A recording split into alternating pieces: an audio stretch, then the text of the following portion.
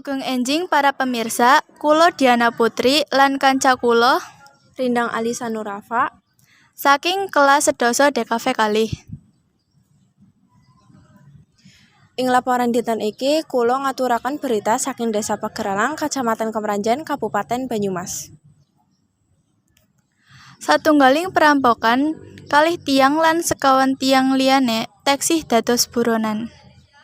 Banyumas, wonten perampokan ing Desa Pageralang, Kecamatan Kemranjen, Kabupaten Banyumas. Kronologi kejadian miwiti ing dinten Jumat tanggal 21 wulan sedasa taun 2024 sekitar jam 1:30 nalika korban tengah sare kalian putri korban ing ruang tengah griya. Kapolresta ngriyosaken bilih korban sampun ngantosang dados awit saking tangane ingkang sampun kesambet tali. Salah satunggaling pelaku nglajengaken pisau dhateng leher korban.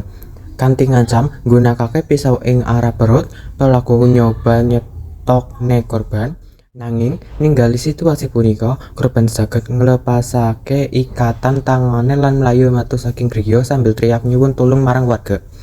Sakmenika salah satunggaling pelaku nyekel tangan korban ingkang sampun dipun ikat. Dene pelaku nyekel sikil korban kanthi ancaman supados korban boten ngucap. Salajengipun tigang pelaku liya mlebet kamar turu garwa korban. Korban banjur mlebu meneh dhateng griya nggawa bambu kangge nyelamatke garwa.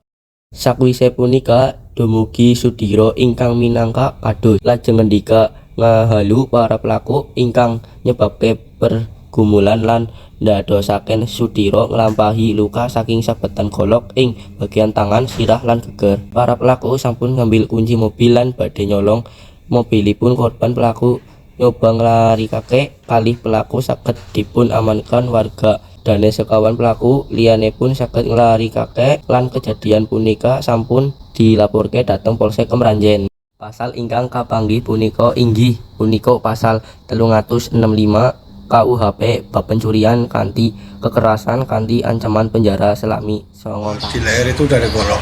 Sementara ada orang yang megangin kaki saya. Kondisinya kamar gelap karena saya tidur di ruang tengah. Tapi lampu saya matikan. Itu. Nah, begitu saya buka mata, sang pelaku mengancam kalau kamu teriak mati.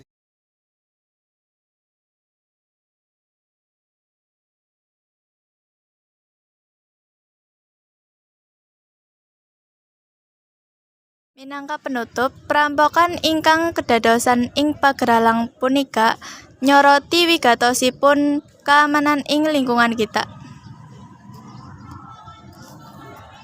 Kula badhe teres ngawasi situasi lan maringi informasi terkini. Matur nuwun sampun nyakseni kerantos berita salajengipun.